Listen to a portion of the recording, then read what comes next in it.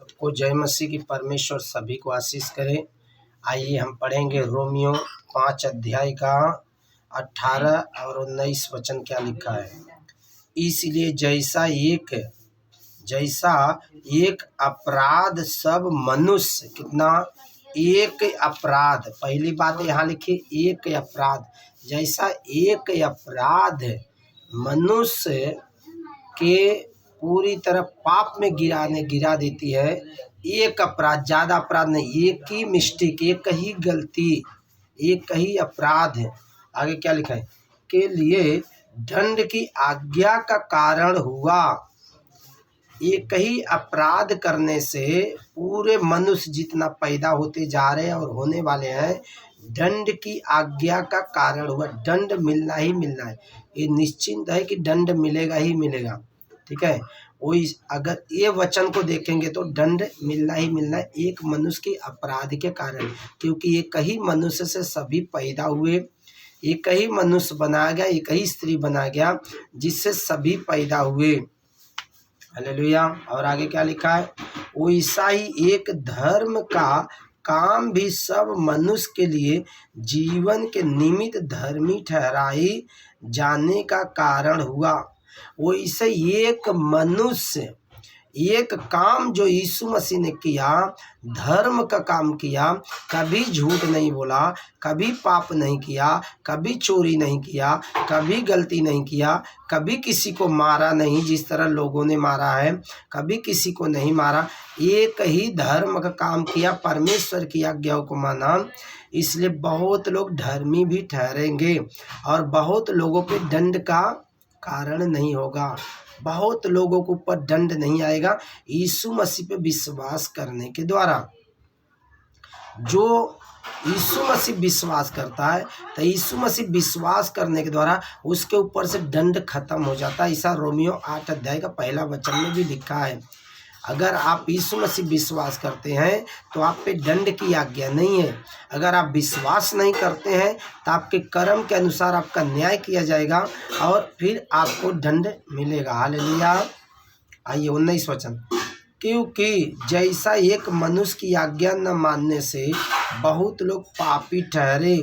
देखिए, जैसा एक मनुष्य को आज्ञा न मानने से, एक मनुष्य ने आज्ञा नहीं माना ईश्वर का, इसलिए पाप जगत में आ गए। यानी पाप का मतलब क्या हो गया मालूम है, गलती नहीं, पाप का मतलब है शैतान जगत में आ गया, जो पापियों का भगवान है, वो गांजा पीने वाले का भगवान है, क्योंकि वो खुद ही नशा करता है, वो खुद नशा करता है। जो पापियों का भगवान है खुद नशा करता है।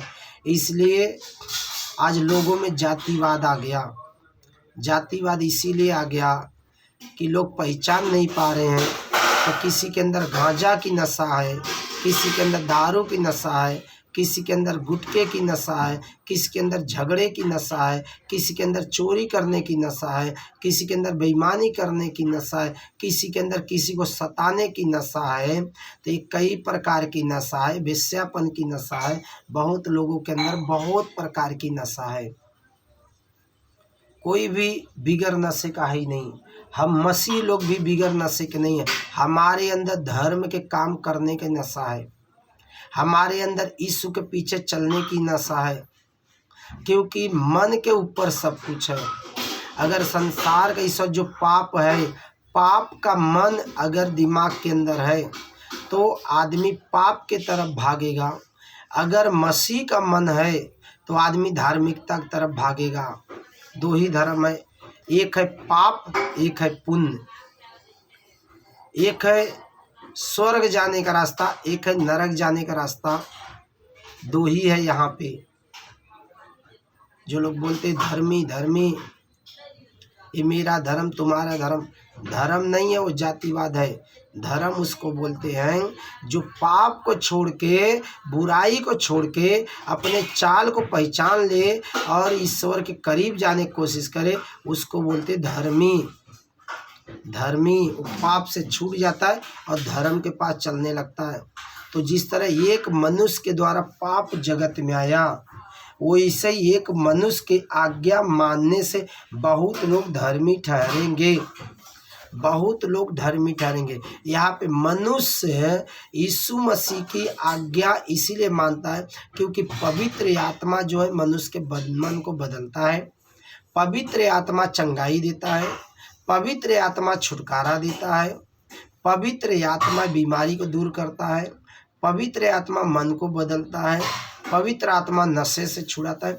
जब लोग नशे से परेशान हो जाते हैं, बीमारी से परेशान हो जाते हैं, हालात से परेशान हो जाते हैं, तब जाके यीशु मसीह के पास वो आते हैं। और यीशु मसीह जब देखता है इनका कोई चलाने वाला नहीं है, इनको कोई रखवाली करने वाला नहीं है, क्योंकि ये जिसके हाथ में सौंपे गए थे वो खुद ही नशा करने वाला है, तो इसलिए यीशु मसीह उसको चुनता है, उसको अलग करता है और उसका जीवन बदलता है, उसको धर्मी बनाता है। इसलिए जब मनुष्य यीशु मसीह के पास आता है उसको सारा झूठा जीवन छोड़ना पड़ता है, सृष्टि की उपासना छोड़ना पड़ेगा। सृष्टि यानी सिरजा गया, आसमान के नीचे जितनी चीज़ें बनाई गई है ये सृष्टि है, चाहे कोई भी चीज़ हो सृष्टि है। सृष्टि को उपासना छोड़ना पड़ेगा। जिसको देख के जो नहीं जानते सच्चाई को वो बोलते धर्म बदली हो गया। इसलिए सच्चाई को जानना जरूरी है। सृष्टि को उपासना छोड़ना पड़ेगा, पाप छोड़ना पड़ेगा, बुराई छोड़ना पड़ेगा, झगड़ा छोड़ना पड़ेगा, गाली छोड़ना पड़ेगा, बेईमानी छोड़ना पड़ेगा, हरामखोरी छोड़ना पड़ेगा, किसी को सता रहे वो छोड़ना पड़ेगा, एक दूसरे से प्रेम रखना पड़ेगा। मारने वाला बड़ा होता है या बचाने वाला? मारने वाले के हाथ में हथियार होता है, बचाने वाला ऐसे ही आता है, बोलता मुझे मारो बाकी इसको छोड़ दो, जो सज़ा देना मुझे दो, मेरे लोगों को छोड़ दो और जाने दो। तो बचाने वाला बड़ा होता है, मारने वाला बड़ा नहीं होता है। बाइबल में लिखा है मत्ती 28 अध्याय का 18-19 वचन में, स्वर्ग और जमीन का सारा अधिकार यीशु मसीह के हाथ में दिया गया। यीशु मसीह के हाथ में अधिकार है जमीन और आसमान का पूरा। यीशु मसीह जो चाहे वो कर सकते हैं। एक मनुष्य की आज्ञा न मानने से सभी पापी ठहरे, तो एक मनुष्य ईश्वर की आज्ञा मानने से उसके ऊपर जो विश्वास करता है उसकी आत्मा उसके अंदर आ जाती है और फिर उसका मन परिवर्तन होता है, उसका जीवन परिवर्तन होता है, दुष्ट आत्माएं निकल जाती हैं, बीमारी निकल जाती, परेशानी निकल जाती है। यही सच्चाई है। एक मनुष्य की आज्ञा मानने से बहुत लोग धर्मी ठहरेंगे, बहुत लोग पाप से छूट जाएंगे, बहुत लोग नशे से छूट जाएंगे और स्वर्ग जाने की तैयारी करेंगे। ये है धार्मिकता, ये है धर्म को अपनाना। सच्चा धर्म यही है, पाप को छोड़ना ही सच्चा धर्म है। यही सनातन यानी परमेश्वर, सनातन यानी जो पूरी दुनिया को बनाया वही सनातन है, बाकी कोई सनातन नहीं है। सृष्टि यानी सिरजा गया, वो बनाया गया है, वो मिटाया जाएगा। जितने देवी देवता या स्वर्गदूत हैं या इंसान हैं ये सब बनाए गए, सूर्य चंद्रमा तारा ग्रहण ये सब बनाए गए हैं, नदी नाला हालेलुया समुद्र मछलियाँ सब कुछ बनाए गए हैं, ये सब मिटाए जाएंगे, ये सबको दंड मिलेगा। केवल मनुष्य जो यीशु विश्वास करेगा वो बचाया जाएगा, बाकी सबको दंड मिलेगा। सब कुछ जिसने बनाया है वो सब कुछ ख़त्म करने की तैयारी पे है। इसलिए जो यीशु के पास आता है वो अनंत जीवन पाता है, पाप से छूट जाता है, नशे से छूट जाता है, झूठ से छूट जाता है। इसीलिए यीशु मसीह के पास वो बना रहना चाहता है, जिसको संसार के लोग, पाप के लोग, पापी लोग बोलते हैं उसने धर्म बदल लिया। कोई धर्म नहीं बदलता है बच्चा। जब आप सच्चाई को जानोगे ना, या यीशु का मन आपके अंदर आएगा, तब आपको पता चलेगा, दूध का दूध और पानी का पानी हो जाएगा। हालेलुया। इसलिए विश्वास करो ना करो आपकी प्रॉब्लम है, आपकी मर्जी है, आप जहाँ जाना चाहते हो जाओ। अगर सृष्टि को उपासना करोगे तो सृष्टि को परमेश्वर मिटाएगा, तो आपको भी मिटाएगा, क्योंकि हम भी सृष्टि हैं।